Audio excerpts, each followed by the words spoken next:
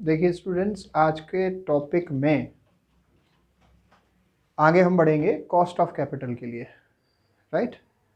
Cost of capital की learning में हमने फर्स्ट लेक्चर में ये सीखा कि कॉस्ट ऑफ कैपिटल होती क्या है। किसी भी कंपनी के पास फंड सोर्स करने के डिफरेंट ऑप्शंस कौन से होते हैं, ये हमने सीखा। और हमने सीखा कि different types of cost of capital जो हमें कैलकुलेट करनी सीखनी है वो कौन कौन सी हैं। उसमें से फर्स्ट हमने पूरा न्यूमेरिकल विद फॉर्मूला इम्प्लीमेंटेशन सीखा। That was cost of borrowed capital before tax and after tax, in the both condition we have learned it.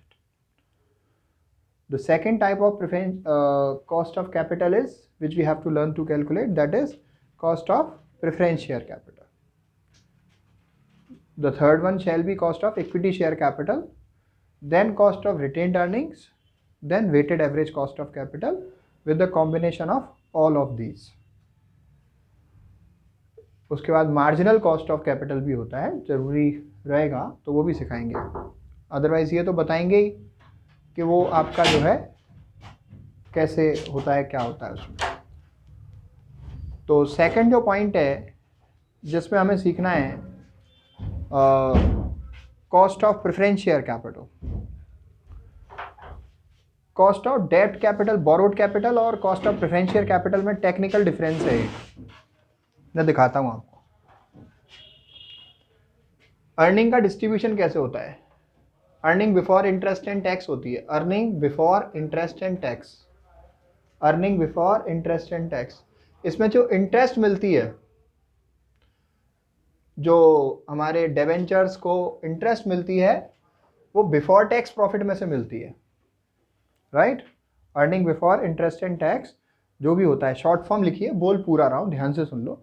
Earning before interest and tax, तो इंटरेस्ट पहले आपको डिबेंचर्स को देनी होती है, जो भी बचता है वो होता है अर्निंग बिफोर टैक्स होता है, ईबीटी, अर्निंग बिफोर टैक्स होता है। ईबीटी माने अर्निंग बिफोर टैक्स। इसमें से फिर टैक्स लेस करना होता है आपको, अर्निंग आफ्टर टैक्स आ जाता है। उसके बाद प्रेफरेंस शेयर का डिविडेंड कैलकुलेट किया जाता है और प्रेफरेंस शेयर्स को दिया जाता है, ठीक है। ये एक सीक्वेंस है प्रेफरेंस शेयर के पेमेंट की, और जो हमारी बोरोड कैपिटल है, जो हमारे डिबेंचर्स हैं, उनको इंटरेस्ट देने की। मैं रिपीट कर रहा हूं, ध्यान से सुनो। Earning before interest and tax, total profit before interest and tax. इसमें से हम इंटरेस्ट देते हैं किसको, डेट को, लोन को। इंटरेस्ट ऑन लोन, लोन मतलब डिबेंचर वगैरह। और फिर उसके बाद हम टैक्स कटाते हैं, फिर अर्निंग आफ्टर टैक्स आ जाती है, फिर हम प्रेफरेंस शेयर डिविडेंड देते हैं। तो कहने का मतलब ये हो गया कि जो लोन को इंटरेस्ट दी जाती है, जो डिबेंचर को इंटरेस्ट दी जाती है, वो बिफोर टैक्स प्रॉफिट में से दी जाती है। तो इसलिए हम कॉस्ट ऑफ बोरोड कैपिटल या डिबेंचर पहले हम बिफोर टैक्स कैलकुलेट करते हैं, पहले हम बिफोर टैक्स कैलकुलेट करते हैं, उसके बाद उसमें उसको हम आफ्टर टैक्स में भी कन्वर्ट कर लेते हैं अगर क्वेश्चन में पूछा होता है तो। लेकिन प्रेफरेंस शेयर को पेमेंट या फिर इक्विटी शेयर्स को पेमेंट, इन सब को पेमेंट बाद में ही मिलता है टैक्स के, राइट। अर्निंग आफ्टर टैक्स में से ही हमें प्रेफरेंस शेयर डिविडेंड देना होता है। तो इसलिए केवल बोरोड कैपिटल जो होती है वो बिफोर टैक्स कैलकुलेट होती है, उसके बाद की सारी आफ्टर टैक्स कैलकुलेट होती है। ये एक टेक्निकल डिफरेंस है जो मैंने सवाल कराने से पहले ही आपको बता दिया। अब अगर आपने पहला पार्ट देखा हुआ है तो आपको कॉस्ट ऑफ प्रेफरेंस शेयर सीखने में बहुत आसानी होगी, नहीं तो फिर आप पहले पहला पार्ट जरूर देखना, ठीक है। तो अभी cost of preference share capital के लिए मेरे पास ये फॉर्मूला रहता है, CPAT हम उसको लिखते हैं इन शॉर्ट। फुल फॉर्म में सारी लिखूंगा एक एक करके, राइट। CPAT एंड CPAT मतलब cost of preference share capital after tax. ये भी हम दो सिचुएशन में कैलकुलेट करना सीखते हैं। If preference shares are irredeemable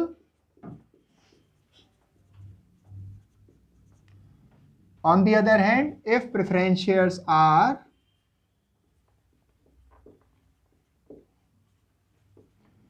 redeemable, ये हम पहले भी क्लियर कर चुके हैं। इरिडीमेबल और रिडीमेबल का क्या मतलब है? जब टाइम पीरियड रिडेम्पशन का क्वेश्चन में मेंशन नहीं है कि इनका पेमेंट कब होगा, तो उसको हम बोलते हैं इरिडीमेबल। और जब टाइम पीरियड हमें क्वेश्चन में गिवन है कि इनका पेमेंट कब होना है, 5 साल बाद, 8 साल बाद, 10 साल बाद, तो हम उसको बोलते हैं redeemable. Is that okay? Redeemable से मतलब रिडेम्पशन कब होगा, राइट?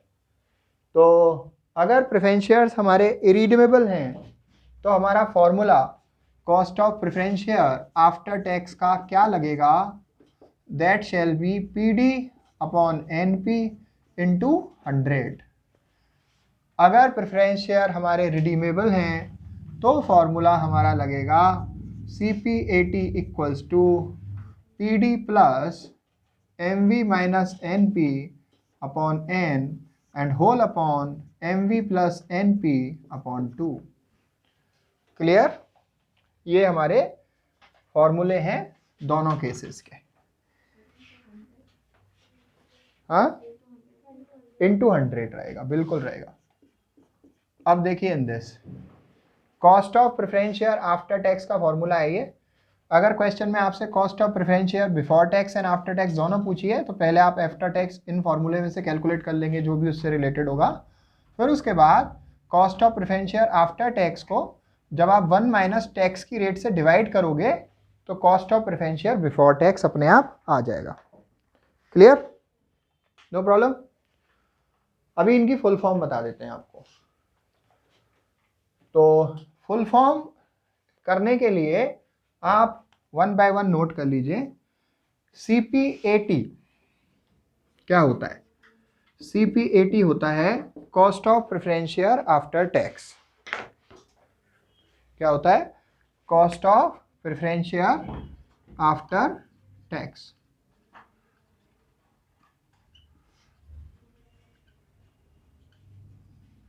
CPBT क्या होता है? ये होता है cost of preference share before tax. PD क्या होता है? Preference share dividend. क्या होता है? Preference share dividend. NP क्या होता है? NP is net proceed. Net proceed. अच्छा, देन MV क्या होता है? MV is maturity value.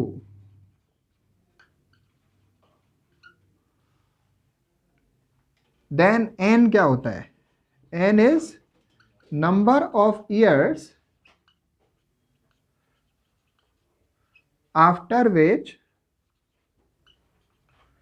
preference shares are to be redeemed।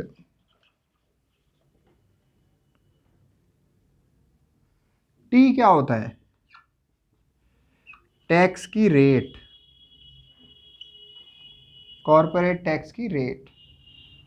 और T की जगह पे हम यूज़ क्या करते हैं? जो भी टैक्स की रेट है उसे 100 से डिवाइड कर देते हैं।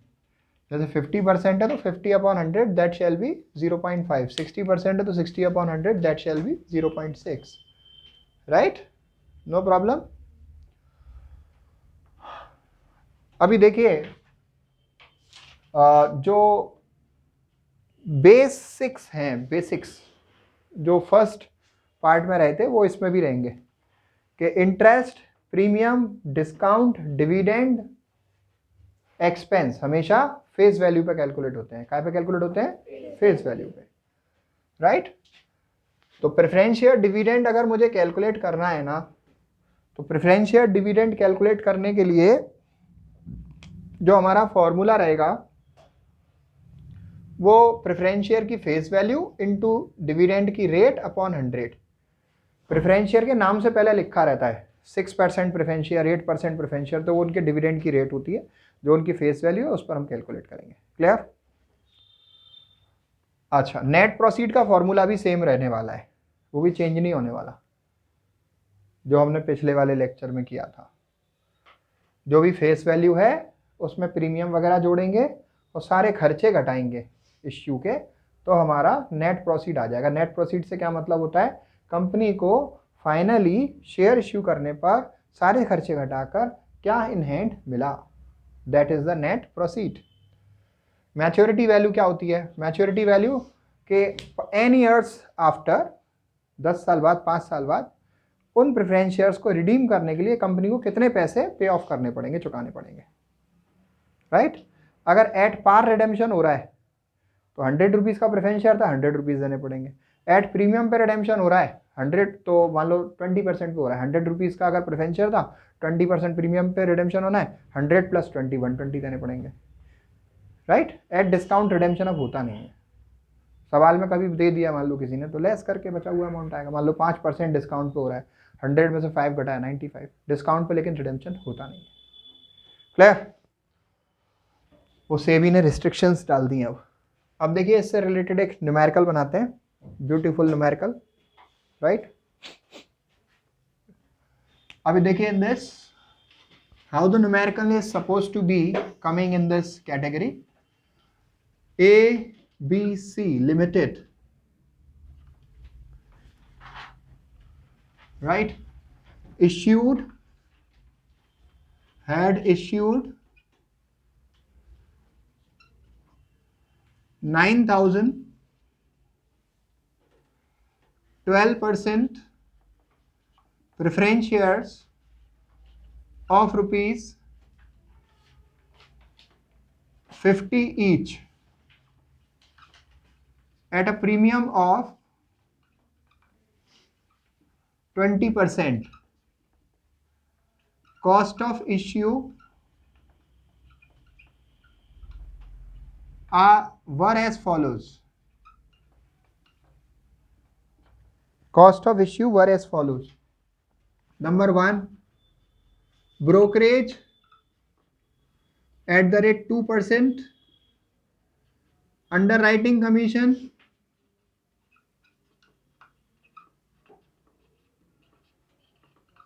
at the rate 1%, and third one, printing and stationery rupees 27,000, right, and corporate tax rate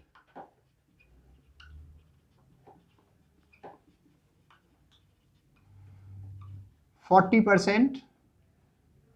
आपसे कहा compute cost of preference share before tax and after tax if number 1 preference shares are irredeemable, number 2 preference shares are redeemable after 6 years at a premium of 25%, right. This is what we are going to do in this numerical, right. So see in this,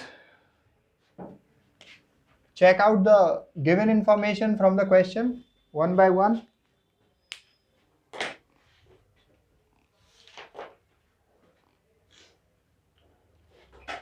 So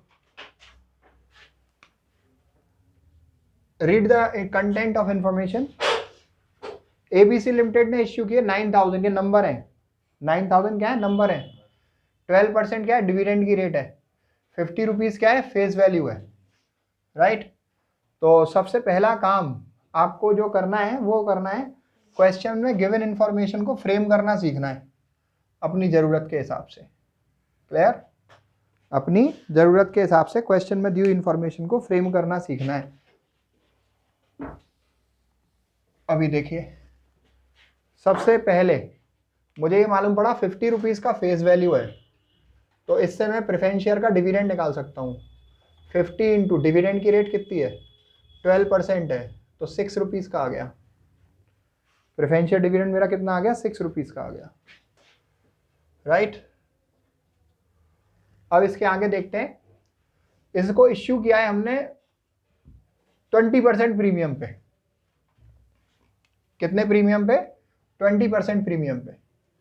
तो calculation of net proceed हमें सीखना है, ध्यान से देखिएगा।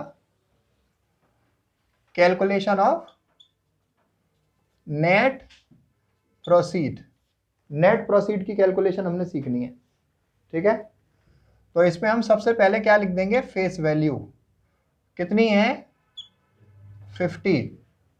अब premium पे issue हुआ है तो प्रीमियम मुझे क्या करना पड़ेगा? ऐड करना पड़ेगा। कितने परसेंट है? 20% है।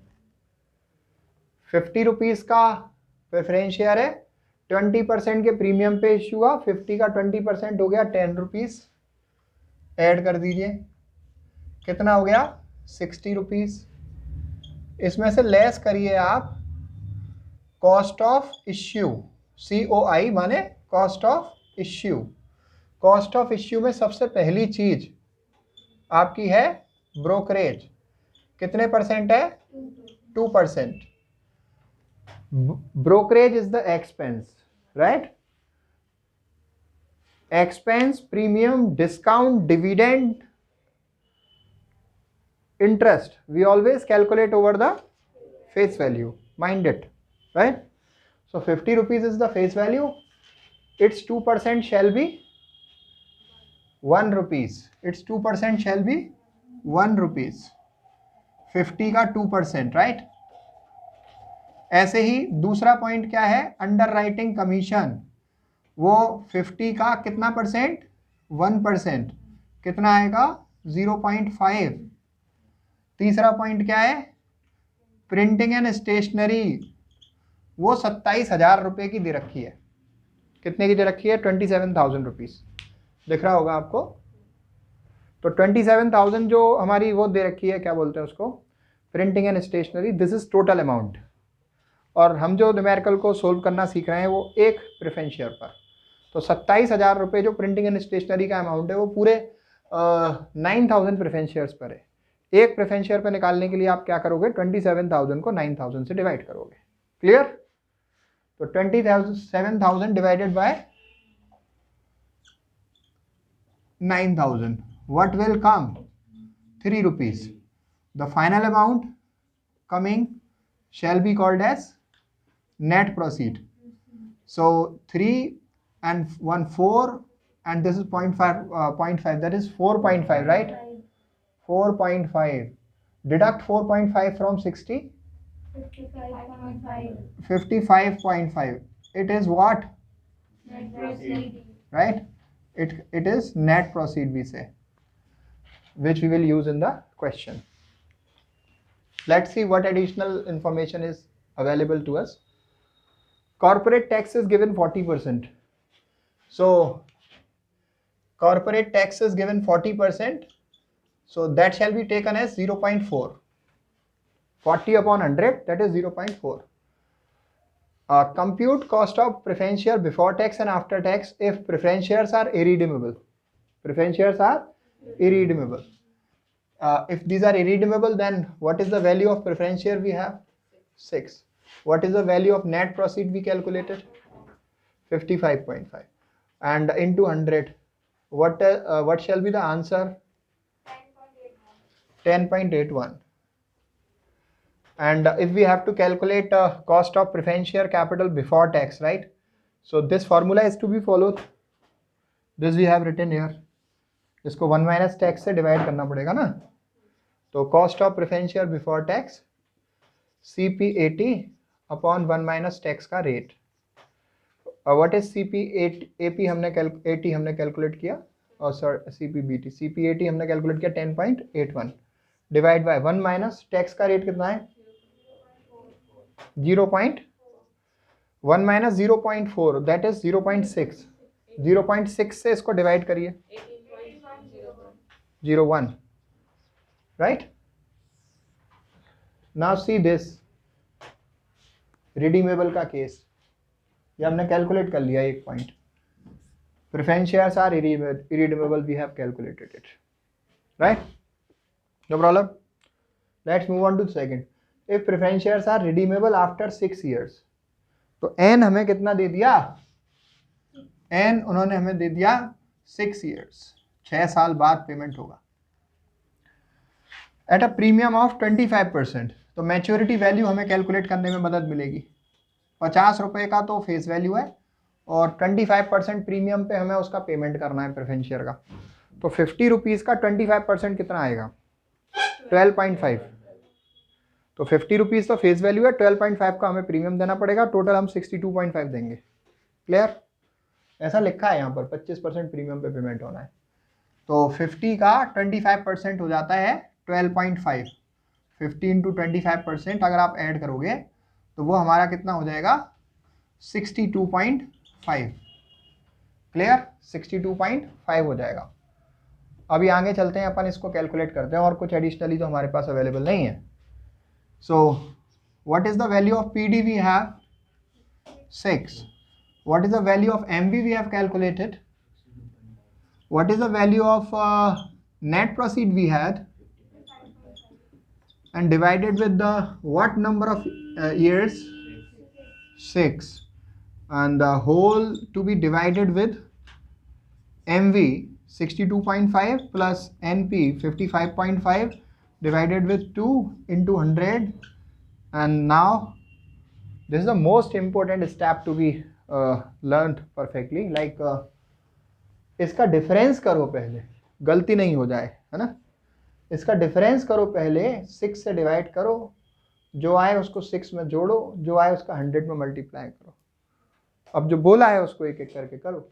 62.5 में से 55.5 आपने लेस किया तो आया 7, राइट. 7 को 6 से डिवाइड करो, 1.16. उस 1.16 को 6 में ऐड करो, 7.16. उसको 100 में मल्टीप्लाई करो, 716, राइट. दोबारा सुन लो, इसका डिफरेंस 7/6 दैट इज 1.67. उसको हमने 6 में जोड़ा, 7.67. तो फिर उसके बाद उसको 100 में हमने मल्टीप्लाई कर दिया. Is it right value? So divide it with, इन दोनों को ऐड करो, 2 से डिवाइड करो, व्हाट विल कम, 59. अब इसको डिवाइड कर दो, कितना आएगा, 12.13%. Cost of preference share before tax कैसे आएगा students, 12.13 divided with 1 minus tax का रेट, इट वाज 0.4. सो 0.6 से डिवाइड करना है ना हमको, हाँ. 12.13 डिवाइड बाय 0.6, 20.21. Any problem? इस पोर्शन को पहले सोल्व कर लो. डिफरेंस को 6 से डिवाइड करो, जो भी आए उसको 6 में जोड़ो, जो भी आए उसका 100 में मल्टीप्लाई करो, यहाँ लिख दो. इन दोनों को ऐड करो, 2 से डिवाइड करो, यहाँ लिख दो, फिर डिवाइड कर दो, आ जाएगा. Clear? No need to worry. अभी कल के लेक्चर में, मतलब जो नेक्स्ट होगा हमारा, उसमें हम कॉस्ट ऑफ इक्विटी और कॉस्ट ऑफ इक्विटी के साथ साथ retained earning, right, we will try our best to complete in the same day, right. Thank you. इससे रिलेटेड न्यूमेरिकल प्रैक्टिस